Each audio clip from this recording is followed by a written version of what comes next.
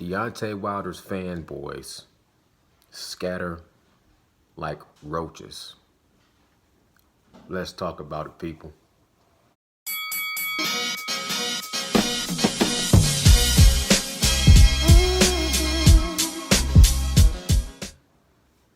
Bow, bow. What's happening? Welcome to Boxing After Dark. I'm your host with the most nocturnal thoughts, talking about fight time at nighttime. To all my troops, I salute. Let's talk boxing. Right now, after the loss of Deontay Wilder to Tyson Fury, I'm a type of person that I don't run from it. I run towards it. So I soak in everything I can, all the haters, all the people that were true Tyson Fury supporters, all the commentators, anybody that has anything to do with Tyson Fury versus Deontay Wilder, I soak it all up after the victory or after a loss, right? And I'm seeing a lot of people when I start reading comments on different channels. I read this one, matter of fact, let me be factual. I read this one comment that just stood out, and it said, all of Deontay Wilder's fanboys are scattering like roaches. Look, first of all, I don't know anything about a fanboy personally. You know what I'm saying? Like, I'm on this channel, Nocturnal Thoughts. I'm not a fanboy of any man. I'm a fan of boxing. But when it comes to supporting a boxer, I'm just a soldier. I'm a soldier, so therefore, if you inspire me in any kind of a way, then I'm going to support you and I'm going to salute you. Period, point blank. But I'm not a fanboy. I think a fanboy is more of a terminology that's for people that's very untrue to they just jump from one nutsack to another nutsack. They just go with who's ever the winner. Who's ever winning, then they run and they jump on that person's and they try to ride on that person's success or ride on their coattails or ride on their nutsack like a flea. You know what I'm saying? That's not on this channel. On this channel, I found Deontay Wilder to be inspirational. I found that a lot of people unnecessarily disliked him based on his personality or based on his race. Therefore, he had my aid and he had my support. And that's going to be to this day. You know what I'm saying? Like they say, you ride till the wheels fall off. I ride till the wheels fall off because I found this man to have a king mentality, to have an admirable personality, and not even personality, but just as what he represented, what his objective was, what his message was, and him as an overall person, I found to be admirable, king mentality, and to be saluted. And that's not going to change unless he was to change and turn into something else that you can't respect. You dig what I'm saying? As long as he has a king mentality, as long as he shows that inspiration to want to spread a positive message and to be a warrior and to be a gladiator and to be a king, then I'm riding with that. You know what I'm saying? So that roach mentality, that scatter like, that ain't here. You know what I'm saying? Anybody on my channel gotta be 100% 10 toes down, stand tall guys. You can't be we don't have no roaches coming from over here. You know what I'm saying? Like, we was the ones that came into the room and flicked on the lights and watched the roaches scatter. We ain't the roaches. You feel me? So I'm gonna support Deontay Wilder, win, lose, or draw, no matter what. So miss me with the fanboy talk. Not that anybody has accused me of being a fanboy, so I can salute that. I haven't had nobody accuse me of being a fanboy, but I've been on other channels where I read through and I see fanboy this, Deontay Wilder fan that, which I have to kind of take a little bit of offense, because the people that's usually going that route, the people that's quick to use that terminology, are usually the ones themselves that are more fanboyish. Like, all of a sudden when Tyson Fury wins, all of a sudden they jump on Tyson Fury's nutsack and start saying, oh, look at all these fanboys. It's like, the only people I like It's day one people. People that supported Tyson Fury from day one, you definitely have earned the right to celebrate, and to a certain extent to gloat, and to, you know what I'm saying, say I told you so's, and to sing your songs, Sweet Caroline and American Pie and things like that. You know what I'm saying? Y'all deserve that because y'all earned that the hard way from the mud. Y'all grinded from the ground to the success, to the top. And you know what I'm saying? I can't do nothing but salute y'all, but I'm not gonna camouflage and jump on the bandwagon and try to ride on the Tyson Fury bandwagon. So segue, what's next? What's next for Deontay Wilder? What's next for Tyson Fury? Now, me personally, as a fan of boxing, I would like to see a unification bout. You know what I'm saying? A brawl for it all between Anthony Joshua and Tyson Fury. As I stated before, it kind of takes the pressure off of me because now I don't have a dog in the fight. I don't have a horse in the race. So I can just sit back as a fan of the sport and let the best man win. Being honest, you know what I'm saying? You don't want to see the man that beats your man go get beat. So there's going to be a percentage or a part of me that's going to, silently, you know what I'm saying, on a slick, be pulling for Tyson Fury, especially because you don't want to see the man that beat your man go get defeated. But at the end of the day, if he was to go get beat by Anthony Joshua, you know what I'm saying, c'est la vie. It is what it is. Life goes on. Like I said, I truly don't have a dog in the fight. What I really don't want to see is a boring fight. You know what I'm saying? That to me would be the worst thing that the worst outcome that I can imagine would be, you got this big grand fight. The guy that defeated Deontay Wilder, the Bronze Bomber, who TKO'd him in 7 rounds, who came back from all this adversity, who got knocked down and got back up.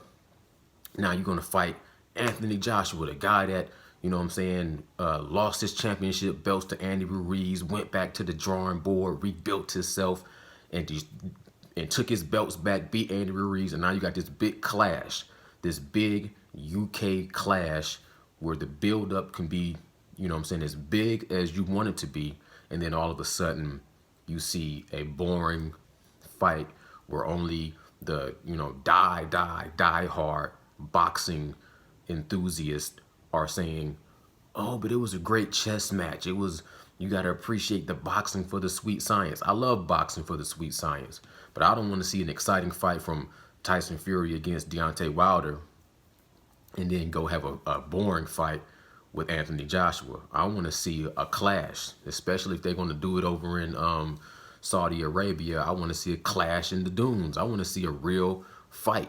Now, if it's some boxing in there, where I do see some technical boxing, some sweet science, some bobbing and weaving, round here, round there, I appreciate that as well. But when you're talking about these two heavyweights, I want to see a definitive win. I want to see somebody get broke down and destroyed. Just like how you cannot be mad at Tyson Fury for what he just accomplished with Deontay Wilder, because the win was definitive. It was destruction. It was diabolical. He completely broke down and erased any doubts and any questions. You know what I'm saying? There's nothing left to discuss. With that being said, people are talking about, hold up, pump the brakes. Let's talk about Trilogy. Me personally, I always say it in my mind that based off of this fight, that would determine whether or not we need to have a trilogy, or if I need to see a trilogy based off of this performance. Because based off of the first fight, I call a spade a spade. Some people want to say, oh, based off this second fight, then that just really means that Tyson Fury won both fights. Not in my opinion. You know what I'm saying? In my opinion, the first fight, it was what it was, a draw. It wasn't a Deontay Wilder victory. It wasn't a Tyson Fury victory. It was a draw. And for some people that's saying, oh, Deontay Wilder won the first fight, Tyson Fury won the second fight, they need to have a third fight. I disagree. The first fight was a draw. The second fight was a definitive destruction victory for Tyson Fury. Based off of that second fight, when you think about, and the thing about boxing, the thing that I love about boxing is you never know. You never know. You never know. Just like this fight between Deontay Wilder and Tyson Fury, only a few people seen that coming, but for the most part, it was magic. And the thing about magic is you just don't know. You can't figure it out. How did that happen? It was magic. Tyson Fury did magic in this fight. Do they need to have a third fight? In my opinion, based off of this fight, no. Because I look at it from my perspective. And from my perspective, Tyson Fury can only get better. So even if Deontay Wilder could make improvements, so could Tyson Fury make improvements. So it's all about adjustments. And I don't see what adjustments Deontay Wilder could make that could change the outcome of a third fight. But that's from my perspective. At the end of the day, that's mainly up for Deontay Wilder.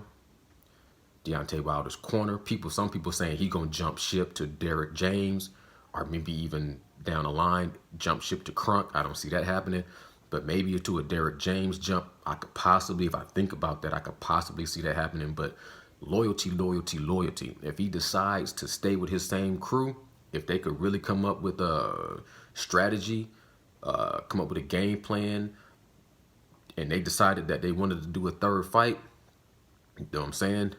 Then that would be their decision to make. From my understanding, they have 20-something days left to make that decision. I'm just talking from my perspective. From my perspective, I don't see a reason for a trilogy.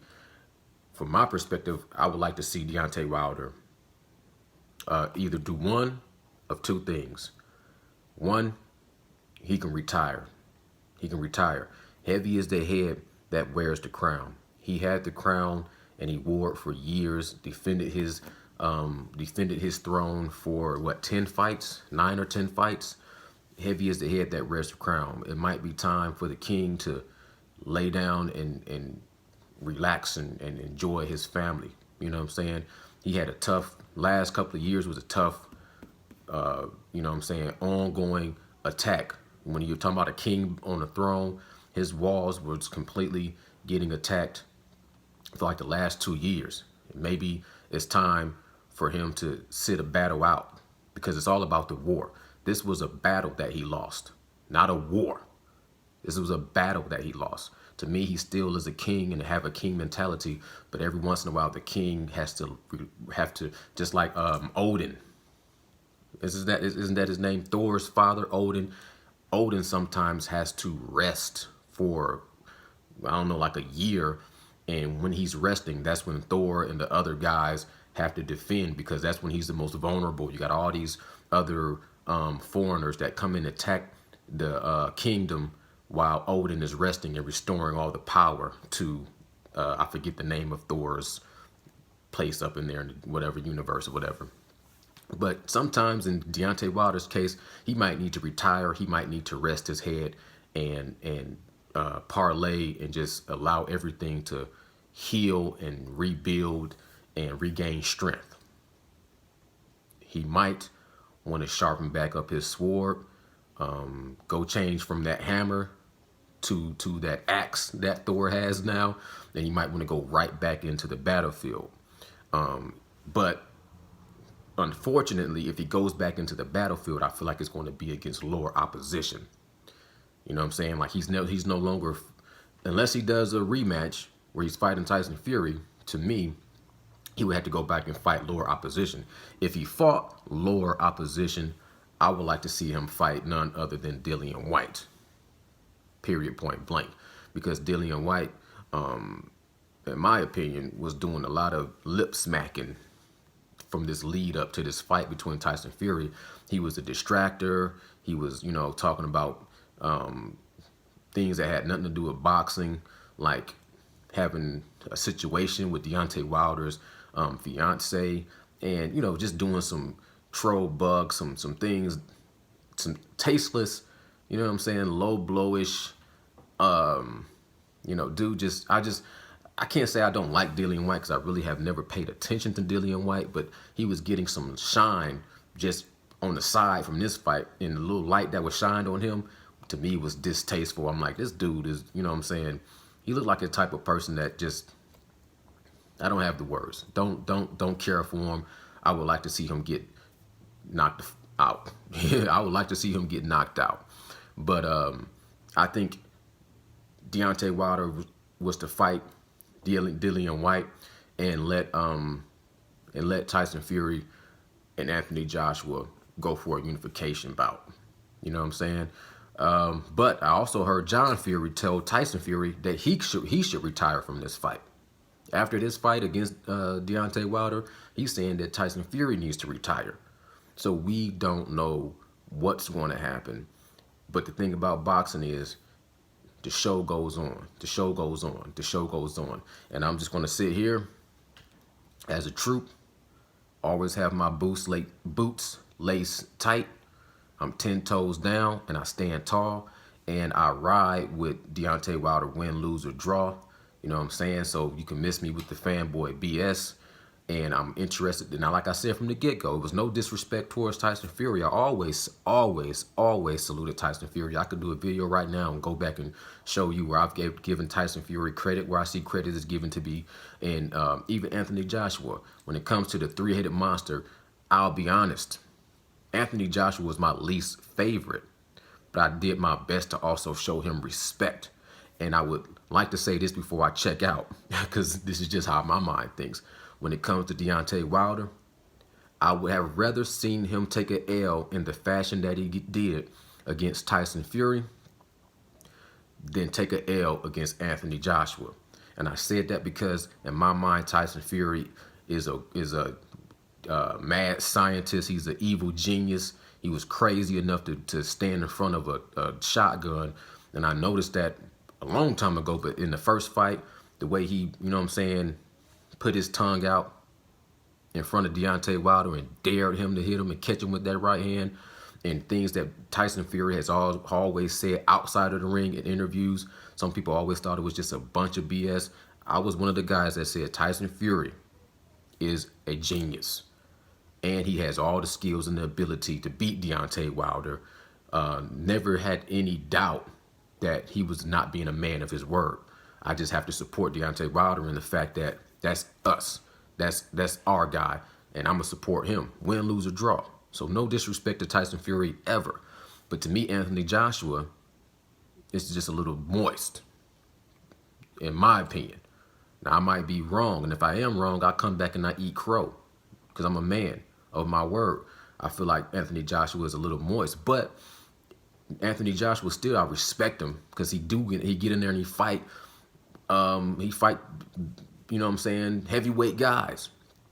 It's just more of his personality, something about his personality that I always thought was just a little soft. You know what I'm saying?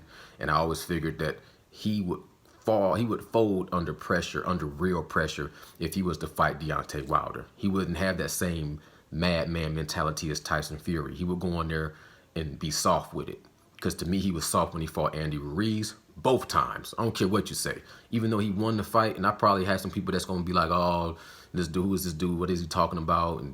And for my opinion, even when he fought Andy Ruiz the second time, he did what he had to do to get the W, but he still just looked a little shaky. He still looked a little soft. He still looked a little suspect whenever it came to wanting to bang. He would shy away from that banging mentality and go back to a boxing mentality. I appreciate that as the sweet science, but I'm talking about him against Deontay Wilder. I always thought that, you know what I'm saying, his mentality was a little bit on the softer side, and Deontay Wilder would be able to defeat him. Now, if they would have ever fought and he was to prove me wrong, salute to Anthony Joshua. You feel me? That's just me. And if you don't understand that, that's you. You have your perspective, I have my perspective. So, with that being said, salute to Tyson Fury. I wish you nothing but success in the future. Salute to Deontay Wilder. I wish you nothing but success in the future. Anybody that wasn't a fan of Tyson Fury and now you are a fan of Tyson Fury, you're not being real. Anybody that was a fan of Deontay Wilder and now you're not a fan of Deontay Wilder, you are fugazi. You are not real. If you come to this channel and you say, I want to subscribe to this person's channel, know that it's about being real. I only have like 570 subscribers, and I pray that every single one of them are real. I don't want 1,000, 2,000, 3,000, 4,000 fake subscribers on my channel anyway. So to all of my subscribers, one thing I want y'all to understand to me is time. Time is the most precious commodity that we have. It's the only commodity that we have that once we lose it, we can't get back. So for what it's worth, if you could, click that subscribe button and become more valuable to me. I appreciate you. It's Nocturnal Thoughts. Together we stand, divided we fall. Peace.